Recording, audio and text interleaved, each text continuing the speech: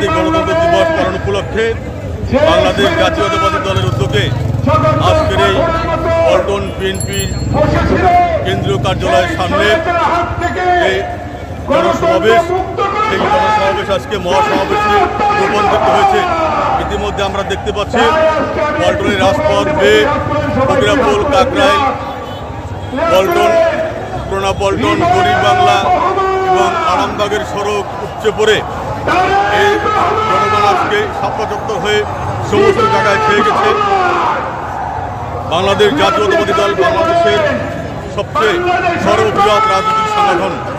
অল্প কিছুক্ষণের মধ্যে আমরা বক্তব্য শুনব।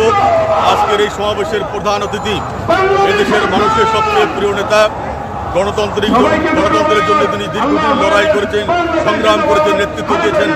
বাংলাদেশ 18 কোটি মানুষের হৃদয়ের স্পন্দন বিএনপি ভারপ্রাপ্ত চেয়ারম্যান দেশনায়ক তারেক রহমান।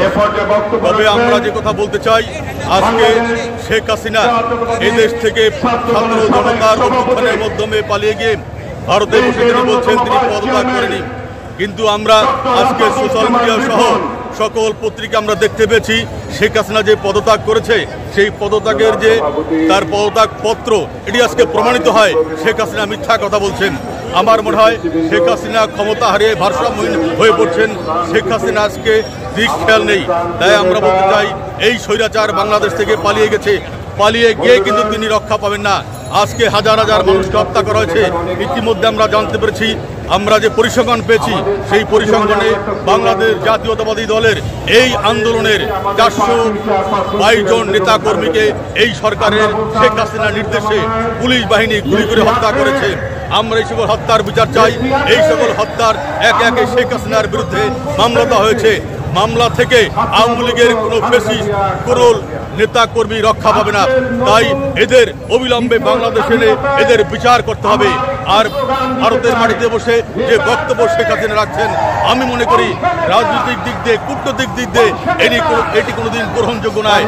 তাই আমরা ভারতকেও বলতে চাই, তারা যাতে করে সেখানে বসে সে যাতে করে এই ধরনের বাজে কথা না বলে, তাকে নিয়ন্ত্রণ করা, নয়তো বাংলাদেশের জনগণ তাকে ভারত থেকে ধরে নিয়ে তার বিচার করে ছাড়বে ইনশাল্লাহ। সবচেয়ে প্রিয় নেতা বাংলাদেশ জাতীয়তাবাদী দলের ভারপ্রাপ্ত চেয়ারম্যান দেশনায়ক তারেক রহমান, তিনি দীর্ঘ 18 বছর এই ফেসিস্ট সরকারের বিরুদ্ধে লড়াই সংগ্রাম করেছেন।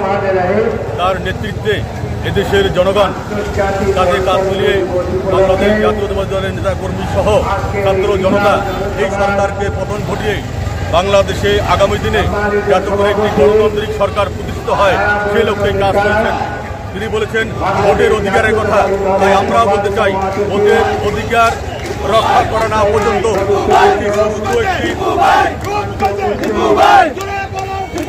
বাংলাদেশ জাতীয়তাবাদী দলের নেতা কর্মী তারা রাজপথ ছাড়ব না। আমরা অপেক্ষায় রয়েছি, আমরা প্রহর গুনছি সেই দিনের অপেক্ষায়, সেই দিন আমাদের নেতা বাংলাদেশে ফিরে আসবেন।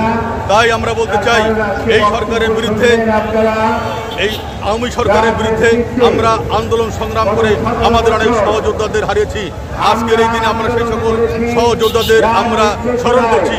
তেমনিভাবে আজকে যারা ডাক্তার ইউনূসের নেতৃত্বে আজকে রাষ্ট্রীয় ক্ষমতা রয়েছেন, তাদেরকে সকল দিক দিয়ে আমাদের সরকার, আমাদের দল, বাংলাদেশ জাতীয়তাবাদী দল সহযোগিতা করবে। তাই আমরা আমাদের কথা পরিষ্কার, পুরো অনির্বাচিত সরকার দীর্ঘদিন ক্ষমতা থাকতে পারে না। এদেশের জনগণের দাবি একটি নির্বাচিত সরকার।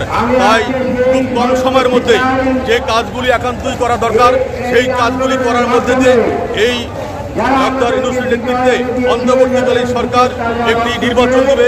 সেই নির্বাচনের মধ্যে দিয়ে এদেশের জনগণ বেছে নেবে তাদের পরবর্তী সরকার। এলো আমাদের কথা।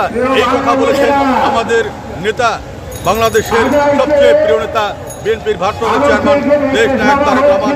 আজকের এই জনসভা থেকে প্রমাণিত হয় বিএনপি বাংলাদেশের সবচেয়ে বড় রাজনৈতিক সংগঠন। কারণ দীর্ঘ আন্দোলন সংগ্রামের মধ্যে দিয়ে এই দল প্রমাণ করেছে যে কোনো ত্যাগের বিনিময়ে এই দল এই দেশে গণতন্ত্র প্রতিষ্ঠা করার জন্য বদ্ধপরিকর। এই 17 বছর আওয়ামী লীগ ক্ষমতা ছিল, এই 17 বছরের মধ্যে বিএনপি নেতাকর্মীর বিরুদ্ধে 1,20,000 মামলা, 60 লক্ষ আসামি করা হয়েছে। আমাদের ইতিমধ্যে আমরা যে পরিসংখ্যান আমাদের হাতে রয়েছে সেখানে ১,৫০০-এর উপরে নেতাকর্মীরা এই সরকার হত্যা করেছে, ৫০০ নেতাকর্মীকে গুম করেছে। তারপরে বাংলাদেশের জাতীয়তাবাদী দলের কোনো পর্যায়ের নেতাকর্মী দমে যায়নি। আমরা জাতীয়তাবাদী দল ঢাকা মহানগর দক্ষিণ আজকে রাজপথে অতিথি ছিলাম, রাজপথে থাকবো। এই রাজপথে থাকার মধ্যে দিয়ে আমাদের একটি বার্তা সজাগতা, অন্য কিছু নয়। আমরা চাই একটি সুষ্ঠু নির্বাচন, যেই কথা আমাদের নেতা দেশনায়ক তারেক রহমান বলছে। এই নির্বাচনের মধ্যে দিয়ে আমরা এই দেশে আগামী দিনে একটি জনগণের সরকার নির্বাচিত হবে, সে আশা আমরা রাখছি। সকলকে ধন্যবাদ। আমি নিন্দা জানাই জাতীয়তাবাদী স্বেচ্ছাসেবক দলের সংগ্রামী সভাপতি SM জিলানী এবং তার স্ত্রী মহিলা দলের সভাপতি এবং জাতীয়তাবাদী নেতা স্বেচ্ছাসেবক দলের নেতাকর্মীরা গোপালগঞ্জে গিয়েছিল, সেখানে তাদের উপর হামলা করা হয়েছে এবং স্বেচ্ছাসেবক দলের কেন্দ্রীয় কমিটির ক্রিয়া সম্পাদক এবং প্রথম শ্রেণীর আম্পায়ার দিদারকে তারা হত্যা করেছে। তারা যদি মনে করে যে গোপালগঞ্জ বাংলাদেশ থেকে আলাদা, তাহলে তারা ভুল করবে।